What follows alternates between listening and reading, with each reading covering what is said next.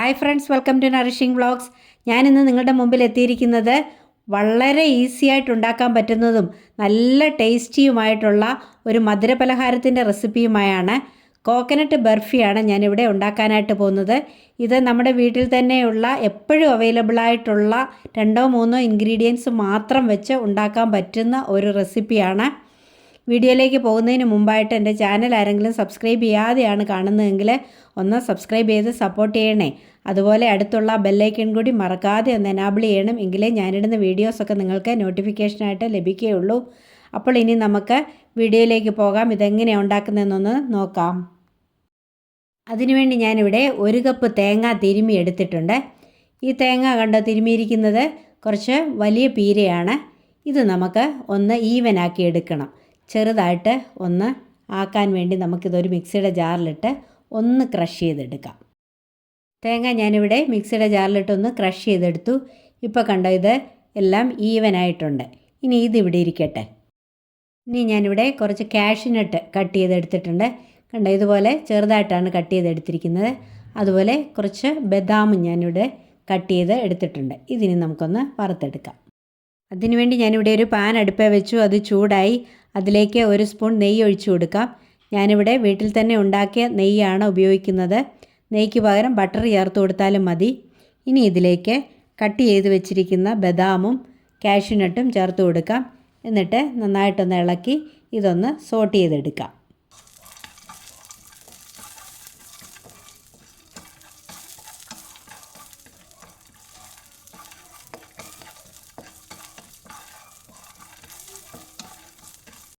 കാഷ്യൂനട്ടും ബദാമും ഒക്കെ ഇവിടെ മൂത്തിട്ടുണ്ട്. ഇനി ഇതിലേക്ക് ക്രഷ് ചെയ്ത് വെച്ചിരിക്കുന്ന തേങ്ങാപ്പീര കൂടെ ചേർത്ത് കൊടുക്കാം. എന്നിട്ട് അത് നന്നായിട്ടൊന്ന് ഇളക്കി കൊടുക്കാം. ഇനി ഈ തേങ്ങയുടെ വെള്ളമൊക്കെ ഒന്ന് പറ്റി കിട്ടണം. അതുവരെ നമുക്കിതൊന്ന് ഇളക്കി കൊടുക്കാം. ലോ ഫ്ലെയിമിലിട്ട് വേണം ഈ തേങ്ങയുടെ വെള്ളം പറ്റിച്ചെടുക്കാനായിട്ട്.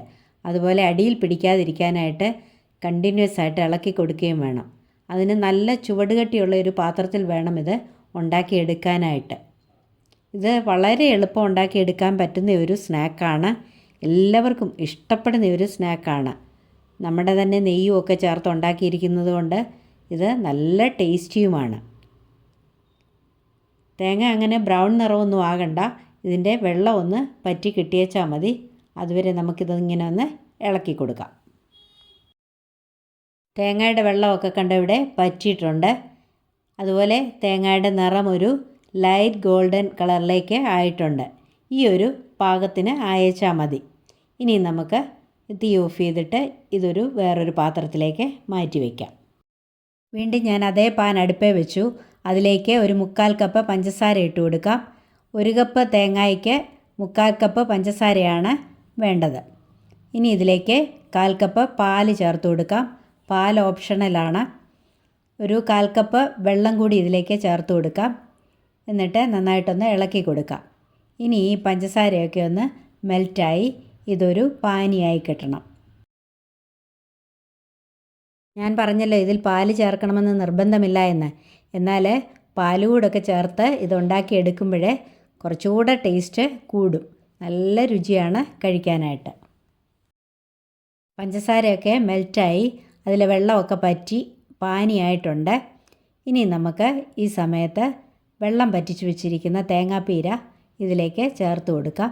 എന്നിട്ട് നന്നായിട്ടൊന്ന് ഇളക്കി കൊടുക്കാം.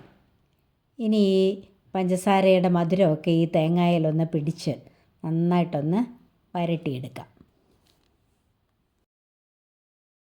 ഇനി ഞാനിവിടെ ഒരു 3 ഏലക്ക അതിൻ്റെ കുരു മാത്രമായിട്ട് പൊടിച്ചെടുത്തിട്ടുണ്ട്.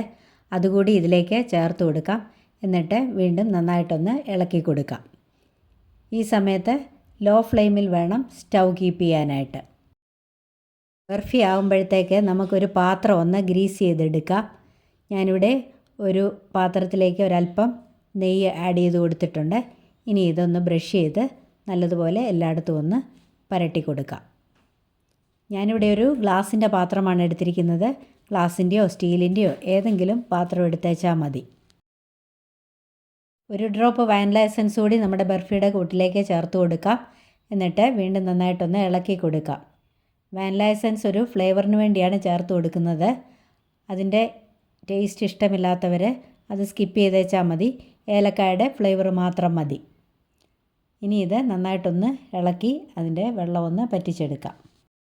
ഇതിപ്പം ഏറെക്കുറെ ആയിട്ടുണ്ട്. കണ്ടോ, ഇതിൻ്റെ വെള്ളമെല്ലാം മിക്കവാറും പറ്റിയിട്ടുണ്ട്. ഇനി ഇതൊരു 2 മിനിറ്റ് കൂടെ നമുക്കൊന്ന് ഇളക്കി വെച്ചാൽ മതി. ലോ ഫ്ലെയിമിലിട്ട് ഒരു 2 മിനിറ്റ് കൂടി ഇളക്കുമ്പോഴത്തേക്ക് ഇത് റെഡിയായി കിട്ടും. നമ്മുടെ ബർഫി ഇവിടെ കണ്ട വെള്ളമെല്ലാം പറ്റി റെഡി ആയിട്ടുണ്ട്. ഇനി നമുക്കിത് തീ ഓഫ് ചെയ്ത് വാങ്ങി വെക്കാം. വാങ്ങി വെച്ചിട്ട് മുമ്പേ നമ്മൾ മയം പുരട്ടി വെച്ചിരിക്കുന്ന പാത്രത്തിലേക്ക് നമുക്കിത് മാറ്റാം.